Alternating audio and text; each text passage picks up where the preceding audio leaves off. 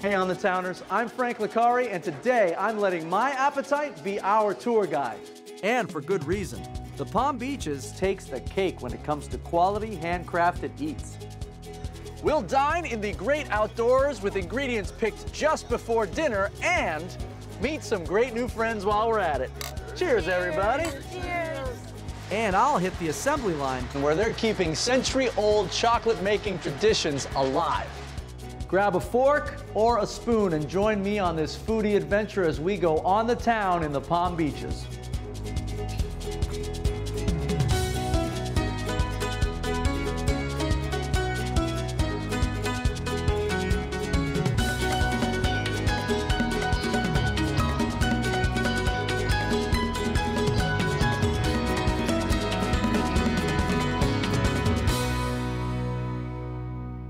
This program is brought to you by Discover the Palm Beaches.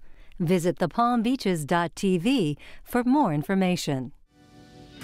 While I'm getting ready for the festivities, let me let you in on a little backstory on how the Palm Beaches plays a surprising role in bringing vegetables to plates across America. It started back in the early 1900s when the area's agricultural pioneers packed Flagler's northbound trains with strawberries, pineapples, and bell peppers. While the crops may have changed, farmers here are still feeding the nation. About 2 decades ago, Darren and Jody Swank started their farm, Swank Specialty Produce, and quickly became a go-to source for the region's top chefs, providing over 350 types of vegetables and edible flowers. But more than that, they've helped build a growing culture with their annual series of farm-to-table al fresco dining experiences. And I promise I'm not the only one dressed in my 70s best. Let's boogie, oogie, oogie our way into the party. I am hungry.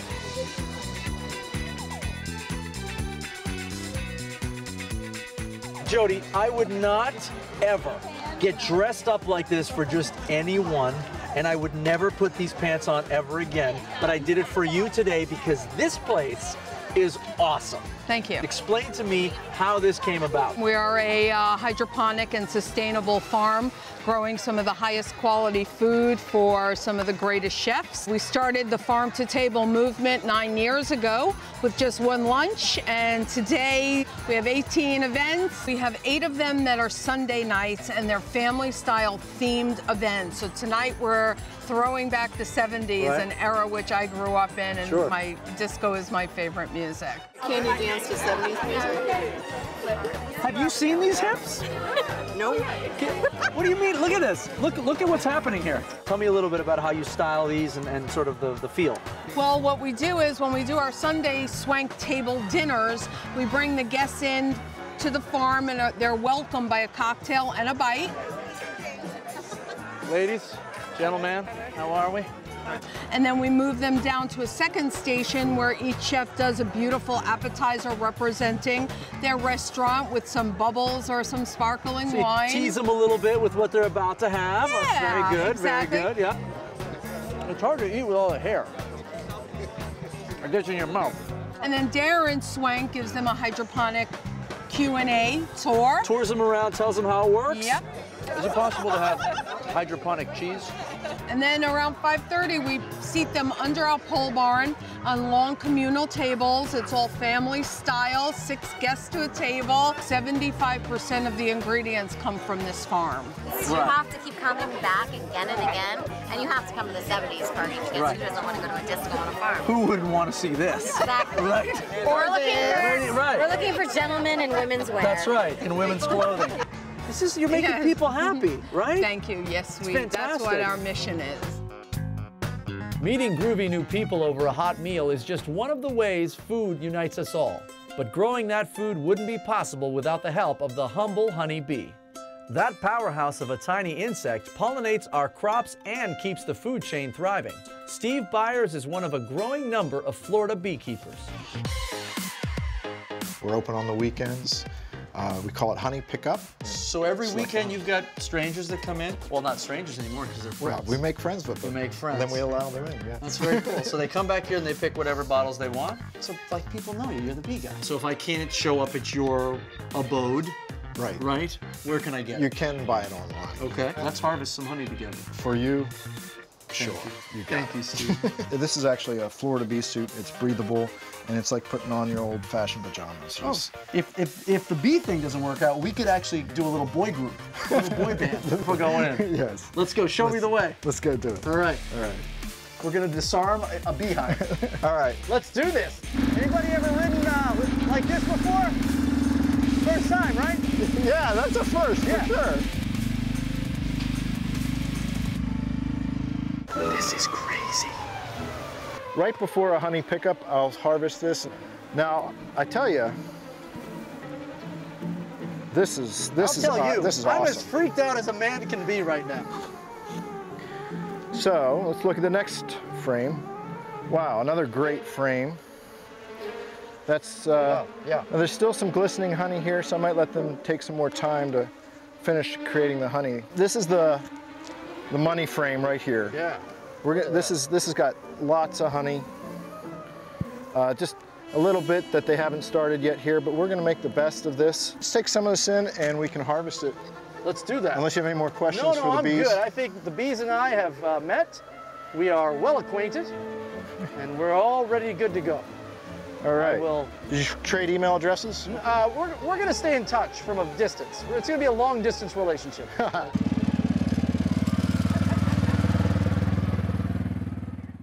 That was terrifying, right? It's terrifying the first time you do it. To me, it's the most peaceful part of my day. Well, you're a different man than me. And do I get to try some of this? We do. No doctoring. No doctoring. That's raw honey can right I- there. Go for it. All right. Wow, fantastic. If there's one thing honey tastes great in, it's tea. We're going to get a bit fancy with our next foray into food. Pinkies up, because it's time for a proper spot of tea. And we'll find it right here in West Palm at this cozy 1920s cottage. It's tea time, everybody.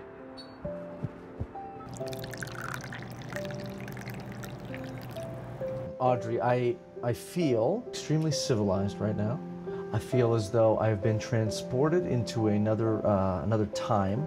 People in general get very relaxed. As they walk in the doors, their shoulders will drop, and I highly encourage people not to rush.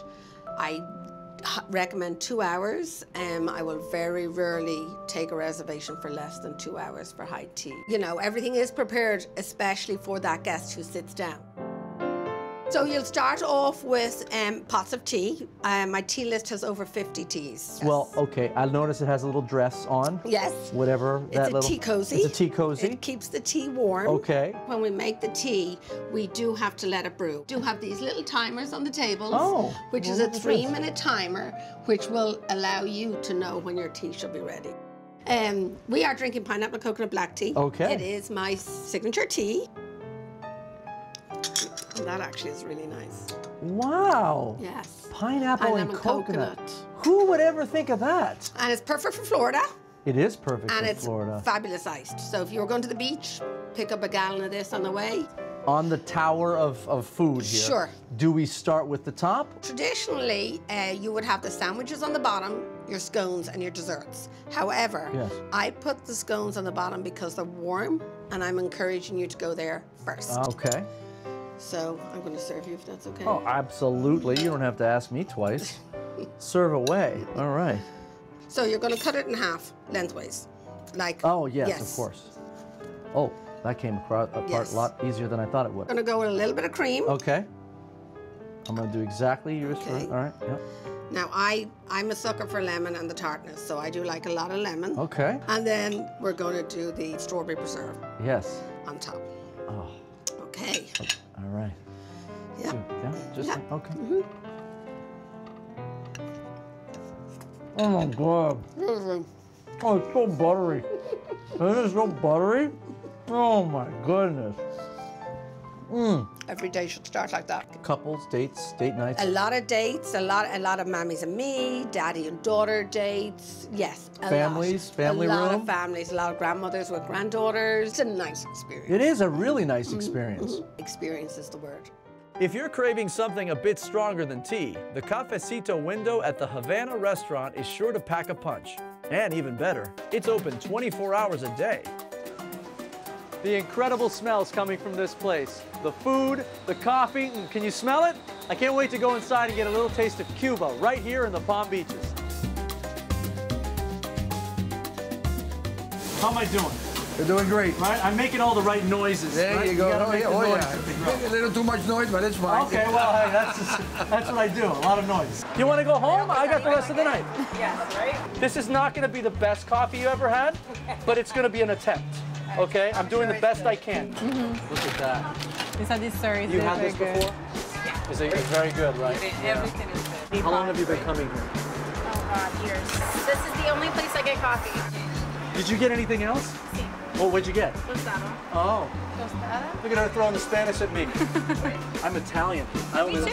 Are you really? Yeah. Where are you from? Southern Italy. Where? Calabria. Stop it! We're from the same place! Really? Yes! All right. Well, it looks Do I stir it? I stir it? Hold on, don't do anything. Remember the tourists. Hold on. I'm stirring. Oh. There you go. It's actually pretty good. Oh! Thank you. How much am I getting paid today? So, I come in here, I make coffee, I'm in the kitchen, I'm talking to everybody here. It feels like a family. I have servers 18 years, 15 years. I mean, our staff has been with us for a very long time. Well, you know, it's the only place in the area that's 24 hour where you can walk up and get a...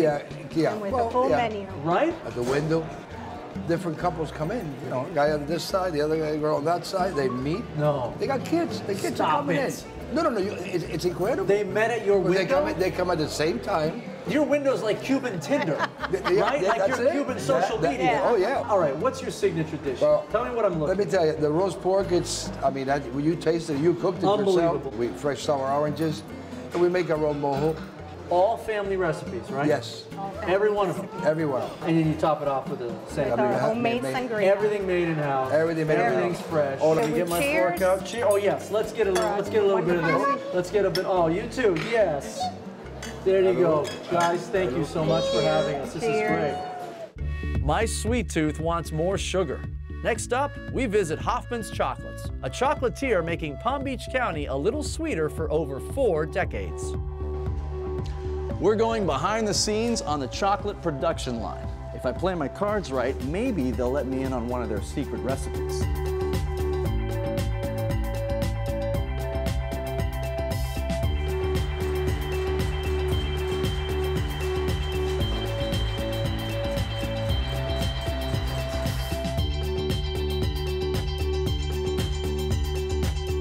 These pots look like they've been around for 100 years. This is traditional candy making, and the adage is they don't make them like they used to. Right. It's true with candy making. So we have incredible kettle pots here. Making caramel, we're bringing it up to 243 degrees, adding cream, milk, and sugar, and we're just slowly stirring it, and you'll have delicious caramel on the other side of that. Oh, wow. Look at that.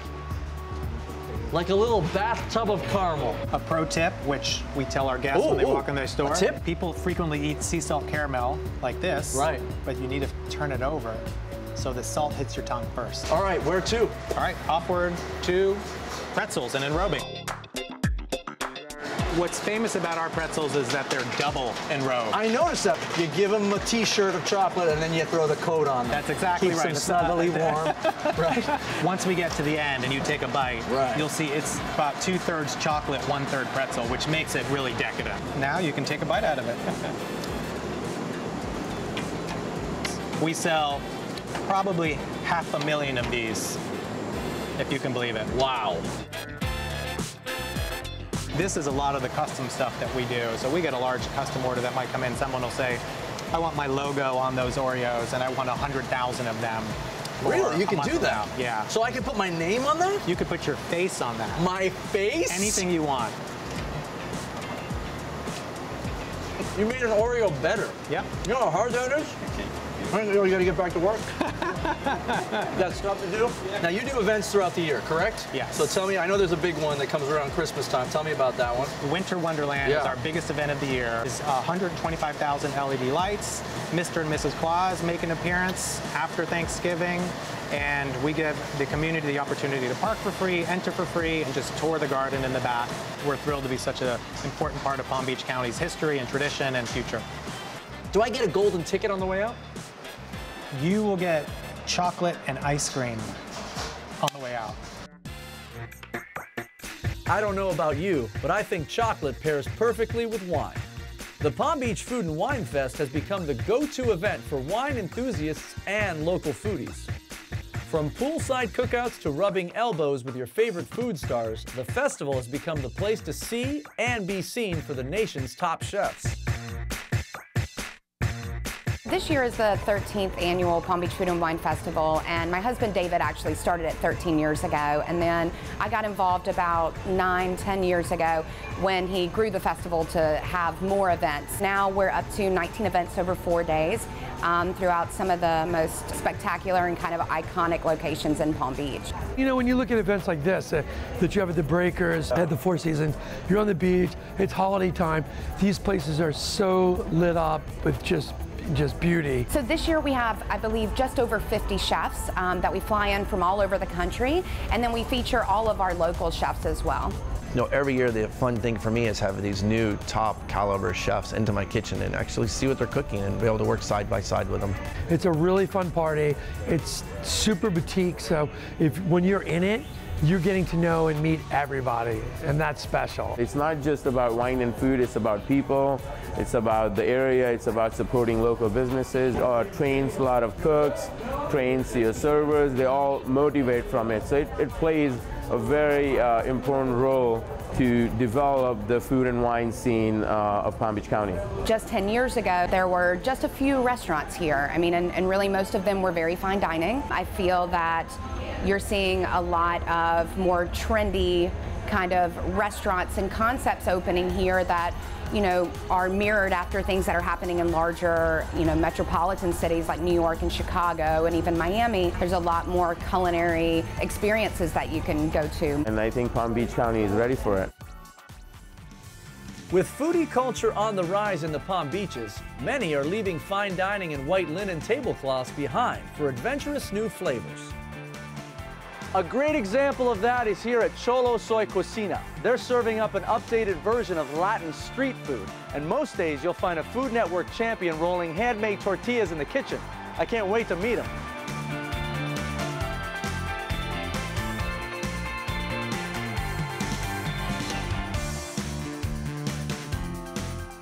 Before we start anything, I have a question for you. How does a guy with a name that sounds like you should have a top 10 hit on a country station get into Latin food? But the second I got back from culinary school and working and studying in Italy, I met my beautiful wife. I was a girl.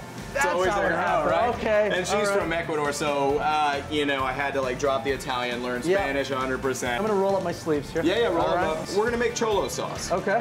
Cholo sauce is like our special sauce, right? And you know, all I wanted to do is make a spicy mayo that wasn't so much like Asian influence, that had more of a Latin influence. Right. So, of course, you know, a bunch of mayonnaise, super healthy. Ají amarillo paste. Right. So instead of like sriracha sauce or something, ají amarillo and passion fruit puree. So our secret sauce has just been unveiled. We're going in. Oh yeah, look at that. Oh yeah. The calorie count on this. What do you put in your tacos? You know, we just kind of use the fresh tortilla that we make from scratch. We grind the corn every day. That's like our little plate. And everybody kind of likes to tease me about this, but it's true. Prime beef, we've got pork belly, we've got tempura fish, so I drew that influence from somewhere else. What's my signature thing? You come in here and you say, I can only taste one thing in my restaurant. Pork belly taco. First step, always here, well, mostly here, is the fresh tortilla. To show this, bam, too hot to handle. I got my pork belly crisping up here on the griddle. Yeah, this is really nice Duroc pork. Super, oh wow, like a full-on. Yeah, super high quality ingredients. Yeah, not just chopped up, whatever. So we take everything like I would in like the fine dining atmosphere, and I just bring it down so you can understand it and put it on a plate. I understand so far. So we should probably cheers, right? Yeah, let's do that. Here, chin chin. There you go. Cheers to you. Wow. Yeah, this is fantastic. Yeah, enjoy it. Yeah. From Latin street fare crafted by hand to a dairy that's dedicated to doing things the way Grandma did, Heritage Hen Farm harkens back to the days of the milkman, making deliveries door to door. Marty, you're dressed like some throwback character from a bygone era. Explain to me what I'm looking at here. Well, this is the delivery van, the milk van. We pack these coolers up with the milk and the cream and the products. You're delivering me fresh milk to my house. What time do you start this? We go through the night. We go, it's guaranteed on the doorstep by 7 a.m. So you're like a milk Santa Claus. Like you don't, people don't really see you, right? I never thought, yeah, well, with doorbell cameras today, I give a little tip of the hat. Oh, you do? Am I gonna get to experience your life? If you're ready. I'm ready. Okay. I want to deliver some milk. Time to deliver. Time to deliver, let's do it. All right. Okay, here we are. Okay. Lisa. All right. Oh, okay, yeah. You want to get? Oh man. Oh, hey, Lisa. Hey there. Look what I just brought you. Oh, Isn't this exciting? I'm so excited. Thank you. What made you start to go with the fresh raw milk from him? Well, I think it's the healthy way to go. Well, thanks for having us over. Really appreciate it. Yeah. And even my dogs, you know, Marty is so good that the dogs don't even disturb me when he comes. I try to be as quiet as I can. I actually come from the side a little bit and it's just quiet because you don't want to wake people up. Thank you, Lisa. Always nice to see you. Look at you. Okay. Thanks. We'll talk to you later. Okay. Thank you. Have a great day. Thank you. Wow. So that's got to feel good, right? We're ready for our next delivery? We're ready. Here we go. All right. Let's do it. And here we are. Two of them. You got two? Oh, she's well, for her friend and wow. For everybody. It's for the people. Sure, it's for the people. Here's your milk. Gosh, this is great. Oh my gosh, you brought the nectar. Right. We have. This Look at that. is the nectar. This chocolate. is the tree. Wow. Wow. Huh? Oh, wow. Thank you so much. Thank you. All right. See you later. See you. Fantastic. See, the people love it. Oh my gosh, you're just bringing joy everywhere you go. Yes, that's what I do. Smiles. Yeah, it's easy. Right? From old school recipes to a new fusion of gourmet Jamaican food, let's check out this Boynton Beach hotspot. And it's always a party here at Jamaican Cuisine because the chef, Chris Rock, and no, I'm not talking about the comedian, he's also the DJ. It's not just a Jamaican restaurant. It's totally different. It's not like the regular Jamaican restaurant where you go and you get your jerk chicken. You come into Jamaican, you're gonna see food that you are familiar with, but the taste is totally different. Which we do oxtail rigatoni. You have the oxtail, which is Jamaican, known for Jamaican, and the pasta, and it's our most sold, most loved dish by everybody across the board. So that's how we put our twist on it. Chris, his background, he's a Jamaican chef. I call him our herbologist because whatever he puts his hand on, it doesn't matter what it is, it's coming out looking and tasting like gourmet food. He makes a big difference where you come in, your taste bud jumps. They call me Chris, chef DJ, all types of stuff, but it's all fun. A lot of people mainly only gonna put a little bit of salt and black pepper in this, and that's it. But for me now, of course that's not it. We have a band every Friday night, and we just started our jazz night it's on Thursdays. I really love music. That's why when I'm not back here and I get a chance to run out there, I'll be doing my antics. I don't know to be like a professional DJ, but as far as the music or the history or the whatever of it, that I'm good with. I'm very good with that. The atmosphere is very friendly, it's very comfy. You feel like you're in your dining room. And the food, it just top it off. I know we've had a lot to eat, but it just wouldn't be a food episode without a final dessert. For that, it's none other than Maddie's Gelato, where this young entrepreneur is serving up this authentic dessert after studying with a gelato master. Tell me what we're making. What's our... All right, now we're at the ground level. We're about to make the chocolate fudge brownie. Okay. I'm gonna open this, I'm gonna put a little bit out. You're gonna throw in the brownies, the chocolate, and just swirl it all nice together. All right. Yeah, we're putting your work today. Okay. Oh, wow. It's not a bad job, Frank. Yeah. There's worse jobs out there. Oh, man. All right, looks pretty good, man. Pretty good? Yeah, so now all we're right? gonna go right into the deep freezer with this. Okay. What makes a guy your age think that he can start his own ice cream or gelato parlor? So it was never honed into ice cream or gelato. It was just business in general. I always wanted to own a business ever since I was little. I didn't know what kind of business, but I knew that's where I was meant to be. And I stumbled upon gelato. That's where I learned how to make it. How do you two and two how do you together. stumble upon it and go like, this is something I want to create? I worked as a in business? I worked in a gelato factory up in Connecticut. Okay. And I learned from this guy Nico, who's an Italian gelato master. So I noticed there's a little jar over Yes. there, a little can, Yes. with a bunch of little papers in there. A lot of these flavors, I never came up with these. Customers would come in and say, hey, can you try making this flavor before? Do you ever name it after anybody? Right here. Judge's chocolate right here was named after somebody. Now, you know my next question, right? What's the next question? When are we going to have a Frank gelato? We're going to have one right after today. Right after today, right? Yeah. One thing I think is really cool about what you have here is you got this wall of fame here. This is probably the most prized possession of the whole entire shop. Everything here was the picture wall. These are all the customers who've been here since the day I opened. Whoever wants to get the picture taken, we put them up on the wall. Everybody here, it means something. Everyone on here made this possible. There's only one thing left, and that is to try the ice cream that I made. The fudge Can we brownie, do that? man. Yeah, Oh, let's yeah. do that. Oh man. Together, ready? Yep. Come on over. I just made it. Fantastic. Look at this one. Ah. Bam. Oh my. Oh, you enjoy that. Thank you so much. Yeah. You're a lucky man.